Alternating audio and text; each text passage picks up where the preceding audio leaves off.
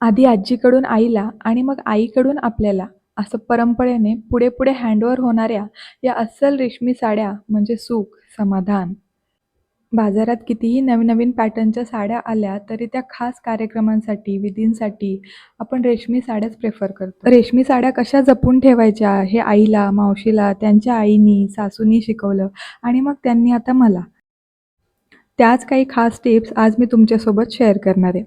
वर्षातून एकदा दोनदा तरी आपल्या या रेशमी साड्या उन्हात 15 ते 20 मिनिटं छान वाळवून घ्यायच्या. साड्या म्हणजे बायकांच्या अगदी जिव्हाळ्याचा विषय.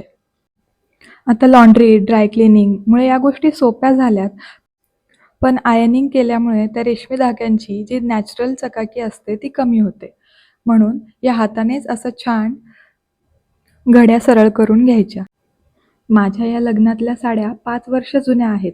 नात्यातल्या अनेक लग्नांमध्ये, बारसं, मुंज, गणेशोत्सव, दिवाळी अशा कितीतरी गावाकडच्या कार्यक्रमांमध्ये सुद्धा मी या वापरल्या आहेत. पण त्यांची चमक अजूनही जशीच्या तशी टिकून आहे आणि मी आत्तापर्यंत एकदाही त्यांना ड्राय क्लीन केलं नाही किंवा इस्त्रीही फिरवली नाही. बाजारात येणारे नवनवीन पॅटर्न आपल्या कपाटातल्या कलेक्शनमध्ये असावे असं सगळ्यांना जरी वाटत असलं, तरी या आपल्या प्युअर रेशमी सिल्कच्या साड्या कधीच आउटडेटेड झाल्या नाहीत. मग त्यांना जपून ठेवायची ती पद्धत का मी आउटडेटेड होऊ? म्हणून मीही त्याच पद्धतीने त्यांची काळजी घेते. कधी साडीला हळदी-कुंकवासारखा डाग लागला, तर तो असा वेट टिश्यूने पुसून घेते आणि परत हातानेच ती साडी सरळ करते. रेशमी साड्या म्हणजे मला तरी माझी छोटीशी संपत्तीच वाटते.